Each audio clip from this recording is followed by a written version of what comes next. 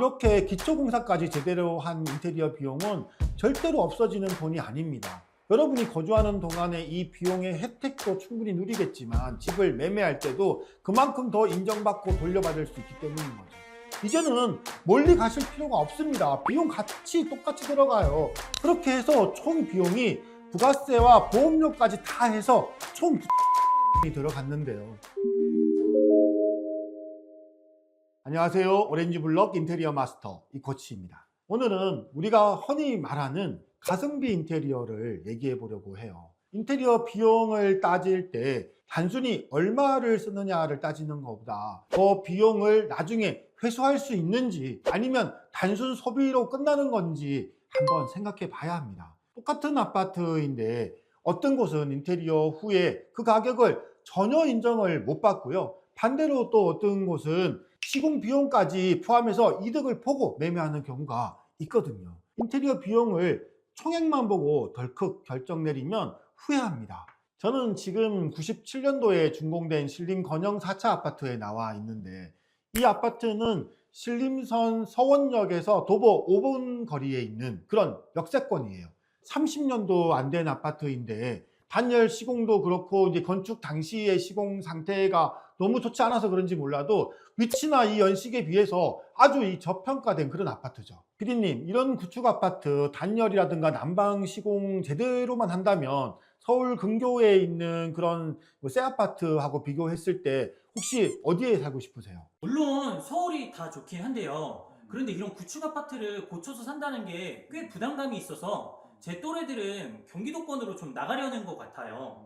아무래도 구축 아파트에 공사해가지고 들어가서 산다는 게 엄두가 좀 안 날 거예요. 막연한 이제 걱정도 되고요. 같은 가격이면 깨끗한 근교에 있는 그런 아파트 가고 싶어 하는 거 충분히 이해합니다. 구축 아파트 상태만 봤을 때는 언제 뭐가 이게 문제가 생겨서 터지지 않을까 이런 걱정도 되고 겁이 나거든요. 오늘 이 영상 통해서 마감재만 그럴듯하게 하는 그런 인테리어 말고 구축 아파트를 새 아파트 못지않게 만들어줄 수 있는 제대로 된 가성비 인테리어 견적서까지 자세히 공개하겠습니다.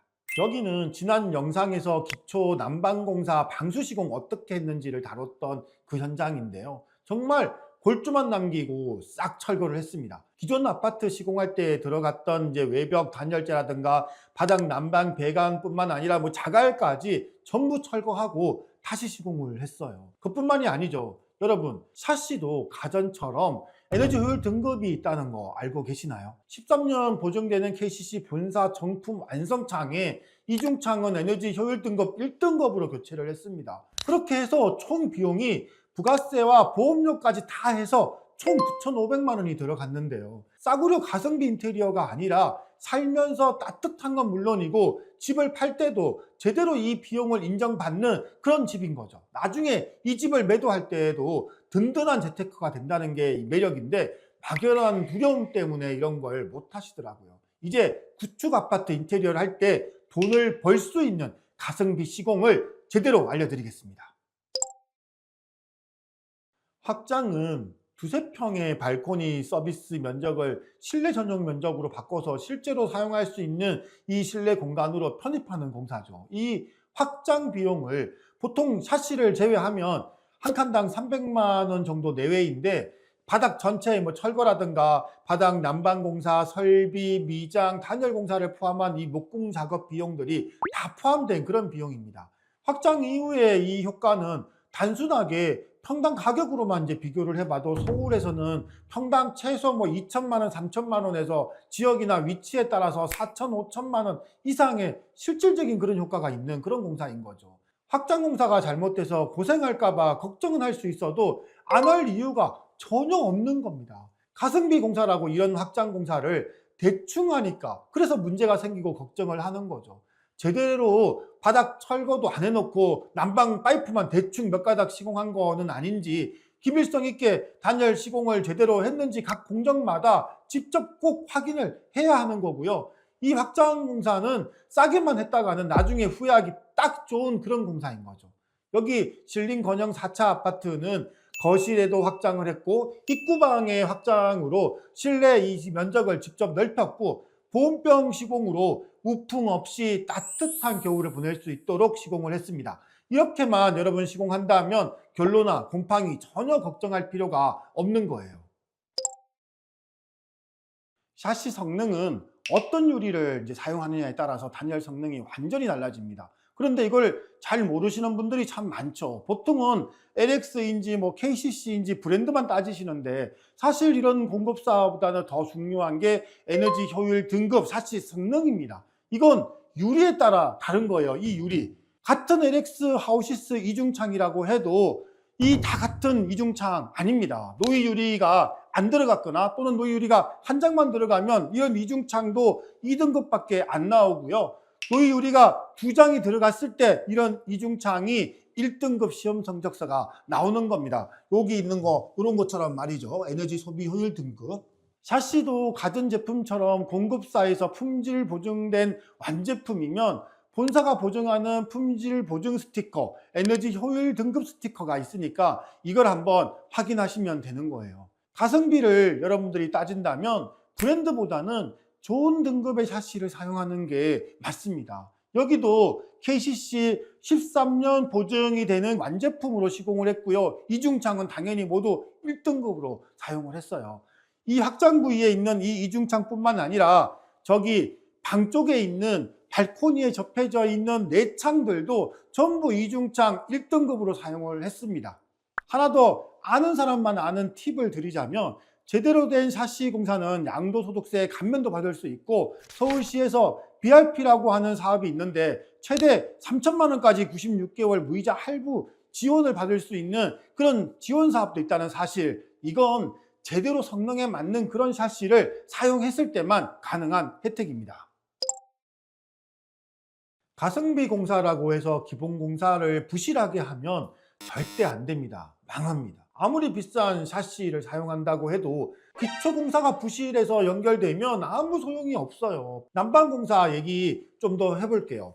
기존 동파이프 사용하시는 분들 누수 걱정 많으실 겁니다. 여기저기 터지는데도 많이 나오더라고요. 이 동배관을 새 배관으로 바꾸면 그런 걱정 완전히 사라집니다. 구축 아파트 걱정할 필요가 없는 거예요. 그런데 이 난방 배관만 바꾸는 게 아니고요. 수도 배관 공사도 같이 해야죠. 계단기부터 우리 집으로 들어오는 모든 배관을 완전히 새로 교체하는 그런 공사입니다. 기존에 추결층으로 사용하는 이 자갈 있는데, 이 자갈도 다 걷어내고 단열재로 바꿔서 시공하면 난방 성능이 훨씬 더 좋아져요. 한겨울에도 집이 금방 따뜻해지고요. 그 온기가 오래 가는 거 느끼실 수 있습니다. 한데 홈파기 배관으로는 절대 이런 효과를 느낄 수가 없어요. 부족합니다. 가성비 인테리어 한다고 홈파기 배관 절대 추천드리지 않습니다.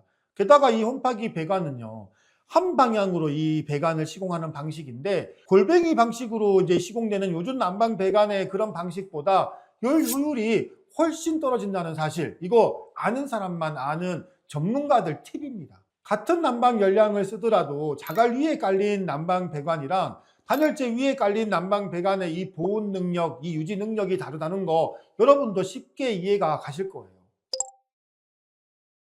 가성비 공사라고 해서 싸구려 가구는 절대 사용하시면 안 돼요. 가구에 포르말데히드 같은 유기화합물 성분이 이제 많이 들어가면 냄새도 심하게 나고 피부 트러블까지 일으킬 수 있거든요. 특히 아이들 아토피가 심해지는 원인이 되기도 하는 거예요. 소규모 가구사들 중에는 여전히 이원 등급으로 많이 사용하고 있으니까 꼭 확인하시고 친환경 등급, 이 제로 등급 이상으로 사용하시는 게 좋습니다. 그리고 기성 모듈 가구보다 맞춤형 가구로 내 집에 딱 맞게 커스텀 가구를 시공하면 예쁘게 버리는 공간이 하나도 없이 가성비 공사가 가능합니다.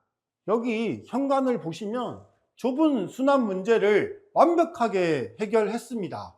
여기는 현관에 들어왔을 때 거실로 현관이 이제 노출되는 좁은 현관이었는데, 거실을 확장하면서 이렇게 현관 공간도 더 넓히고, 여기 신발장 들어가는 거, 이 수납만으로 수납을 해결한 게 아니고요. 이쪽 현관 쪽 반대쪽에 있는 입구방을 이제 확장하면서, 원래 여기 이제 입구방 위치가 여기 서 있었는데 이 입구방의 위치를 뒤로 밀면서 이쪽에다가 팬트리 공간을 뒀습니다.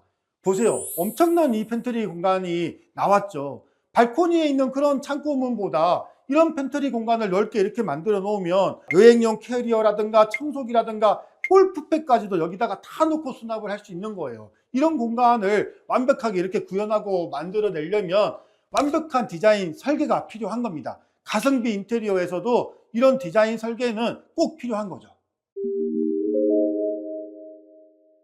저희 장모님이 집이 그 경기도 그 옆에 갈매역이라는 데 있는데, 여기가 신내동 바로 옆에 있는 서울 근교에 있는 아파트거든요. 10년도 안 된 그런 아파트, 그곳에 30평대 아파트 가격이 한 7억에서 8억 정도 하더라고요. 그런데 여기 서울 여기 신림 건영 아파트, 이곳은 아파트 매매가에다가 이 인테리어 이 비용까지 다 합쳐도 7억 5천만 원이면 됩니다. 그렇다면 여러분 어떤 선택을 하시겠어요? 서울 도심 안에 있는 30평대 이 구축 아파트를 이렇게 신축 아파트 부럽지 않게 바꿀 수만 있다면, 문제만 없다면 굳이 출퇴근이 한두 시간씩 걸리는 그 거리를 택하실 건가요? 같은 금액이라면 저라면 여기 신림 건영 아파트를 선택할 것 같습니다. 이렇게 기초공사까지 제대로 한 인테리어 비용은 절대로 없어지는 돈이 아닙니다. 여러분이 거주하는 동안에 이 비용의 혜택도 충분히 누리겠지만 집을 매매할 때도 그만큼 더 인정받고 돌려받을 수 있기 때문인 거죠. 물론 서울 근교의 새 아파트가 나쁘다는 거는 아닙니다. 거기 아파트도 거주 환경만 보면 너무 좋아요. 하지만 저는 하루에 출퇴근 시간이 왔다 갔다 3시간씩 허비하는 대신 따뜻하고 아늑한 같은 평수의 이 아파트를 서울 도심에서 누릴 수 있다면 굳이 멀리 갈 필요가 없다고 생각하는 겁니다. 많은 분들이 이런 걸 잘 모르시거나 또는 기초공사까지 하는 인테리어가 두려워서 선택을 못 하시더라고요. 이제는 멀리 가실 필요가 없습니다. 비용 같이 똑같이 들어가요. 더 나은 선택지가 있다는 걸 이 영상을 통해서 우리 구독자 여러분들은 아셨으면 좋겠습니다. 여러분에게 황금 같은 그 소중한 시간을 선물해 드리겠습니다. OBM 이코치였습니다.